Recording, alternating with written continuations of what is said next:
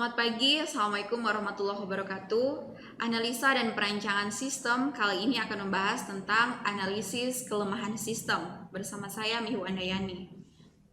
Kita akan kenali kegagalan tahapan analisis akan mengakibatkan kegagalan seluruh sistem yang dibangun.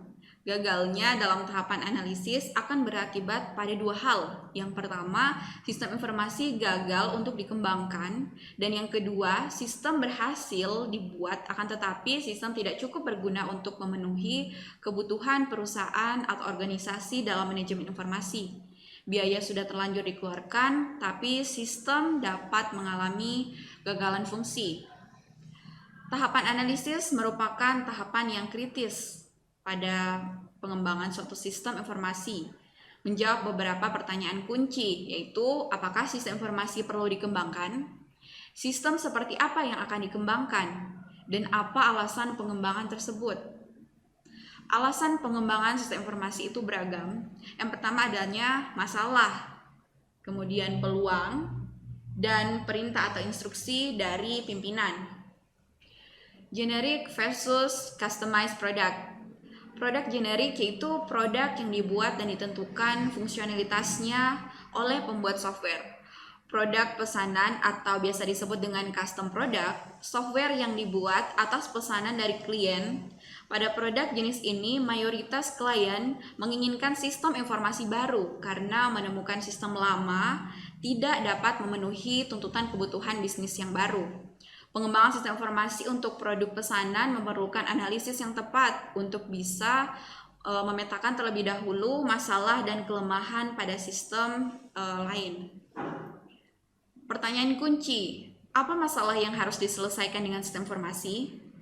Pertanyaan selanjutnya, apa penyebab masalah tersebut? Siapa pemakai akhir dari sistem? Itu beberapa pertanyaan kuncinya. Nah, untuk mengidentifikasi masalah, maka harus dilakukan analisis terhadap kinerja, informasi, ekonomi, keamanan aplikasi, efisiensi, dan pelayanan pelanggan. Nah, ini dikenal dengan istilah analisis pieces. Pernah dengar? Analisis pieces atau singkatan dari performance, information, economy, control, efisiensi, dan service. Kita akan kenali secara bertahap. Yang pertama, performance. Masalah kinerja terjadi ketika tugas-tugas bisnis dijalankan dan tidak mencapai sasaran kinerja. Diukur dengan jumlah produksi dan waktu tanggapnya, atau biasa disebut dengan response time. Selanjutnya, jumlah produksi itu jumlah pekerjaan yang bisa diselesaikan selama jangka waktu tertentu. Bagian pemasaran kinerja diukur berdasarkan volume pekerjaan atau pangsa pasar yang diraih atau citra perusahaan. Waktu tanggap, response time, adalah keterlambatan rata-rata antara suatu transaksi dengan tanggapan yang diberikan kepada transaksi tersebut. Selanjutnya, information. Situasi yang membutuhkan peningkatan informasi meliputi terlalu banyak informasi, informasi tidak akurat, informasi tidak relevan, informasi tidak tepat waktu. Selanjutnya adalah ekonomi. Ekonomis barangkali merupakan motivasi paling umum bagi suatu proyek. Keuntungannya, pasar-pasar baru dapat dieksplorasi, pemasaran saat ini dapat diperbaiki, dan pesanan-pesanan dapat ditingkatkan. Yang selanjutnya adalah kontrol. Keamanan atau kontrol yang lemah. Kejahatan pencurian terhadap data atau informasi yang diakses orang yang tidak berwenang, data tersimpan secara berlebihan, tidak konsisten, atau terjadi redundansi data. Pelanggaran peraturan atau panduan privasi data. Kemudian terjadi error saat pemrosesan oleh manusia, mesin, atau perangkat lunak, ataupun terjadi error saat pembuatan keputusan. Keamanan atau kontrol berlebihan. Nah, ini diantaranya prosedur birokratis yang memperlambat sistem, kemudian pengendalian mengganggu para pelanggan atau karyawan, pengendalian berlebihan menyebabkan penundaan pemrosesan. Tahap selanjutnya adalah efisiensi. Efisiensi menyangkut bagaimana menghasilkan output sebanyak-banyaknya dengan input yang sekecil mungkin. Indikasi bahwa suatu sistem dikatakan tidak efisien, diantaranya banyak waktu yang terbuang pada aktivitas sumber daya manusia, mesin, atau komputer. Redundansi pada input data, redundansi pada pemrosesan data, dan redundansi terhadap informasi. Selanjutnya adalah service.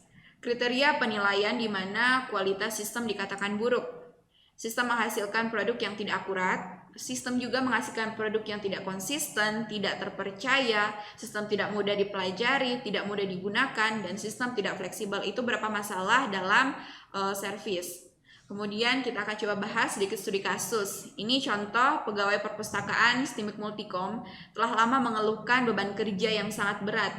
Jumlah buku yang sangat banyak di perpustakaan memerlukan pengkatalogan yang memudahkan pencarian maupun perhitungan koleksi. Kemudian masalah lain, mahasiswa juga mengeluhkan karena lamanya antrian ketika akan meminjam ataupun mengembalikan buku. Di akhir semester, laporan tahunan menyatakan jumlah buku yang hilang cukup besar. Dan penyebab hilangnya buku ini tidak diketahui dengan pasti. Apakah diambil dari perpustakaan tanpa izin atau tidak dikembalikan oleh mahasiswa yang meminjam. Itu contoh studi kasusnya. Solusinya apa? Buatlah struktur organisasi di instansi tersebut. Dalam kasus ini, perpustakaan STIMIK Multikom. Sebagai seorang sistem analis, kita harus paham hal-hal yang berhubungan dengan struktur organisasi, visi, misi, dan aturan birokrasi di instansi tersebut. Buatlah workflow, ini tahapan yang kedua. Buat alur kerja, ini biasa dikenal dengan flow di instansi setempat. Jadi potensi kegagalan proyek cukup besar disebabkan karena adanya kesalahpahaman terhadap alur kerja. Ini kita harus telusuri, kita analisis nanti menggunakan pieces. Jadi ketika kita paham betul alur kerjanya instansi tersebut, itu kita biasanya akan mengetahui kira-kira ada kesalahpahaman terhadap alur kerja yang tidak semestinya. Selanjutnya tahap ketiga yang bisa kita lakukan adalah melakukan analisis menggunakan pieces. Perbagian ya. Jadi perbagian organisasi atau departemen. Apabila instansi tersebut belum menggunakan sistem informasi, maka yang dianalisis adalah potensi kelemahan saat bekerja secara manual atau konvensional. Sedangkan apabila sudah menggunakan sistem informasi, lakukan analisis terhadap kelemahan sistem yang digunakan saat itu. Jangan lupa untuk memberikan peluang solusinya setiap kali menemukan isu atau masalah. Jadi kita biasanya buat dalam bentuk kolom. Jadi apa masalahnya, isunya. Nah itu nanti ditambahkan di kolom peluang. Kira-kira kalau masalahnya atau isunya ini, peluangnya harus bagaimana, solusinya akan jadi bagaimana gitu. Oke, selanjutnya segala sesuatu yang kita temukan di bagian peluang solusi itu dapat diturunkan atau dieksplorasi lebih jauh menjadi kebutuhan fungsional dan non-fungsional untuk sistem yang akan dibangun. Ini akan kita bahas di sesi selanjutnya. Kebutuhan fungsional misalnya fitur-fitur yang bisa dimunculkan pada sistem yang baru. Selanjutnya, kebutuhan non-fungsional merupakan catatan-catatan yang bisa disampaikan secara langsung kepada pihak instansi untuk memperbaiki kinerja atau membuat kebijakan baru. Penyelesaian struktur organisasi, nanti kita beri contoh, misalnya ada kepala perpustakaan, bagian transaksi buku, bagian entry buku, dan seterusnya. Itu kita tahu dulu struktur organisasinya seperti apa. Selanjutnya kita perlu tahu tugas dan perannya. Kepala perpustakaan apa perannya, bagian transaksi buku apa perannya, dan seterusnya. Itu kita pahami di instansi tersebut. Selanjutnya ini ada format untuk pembuatan workflow atau alur kerja.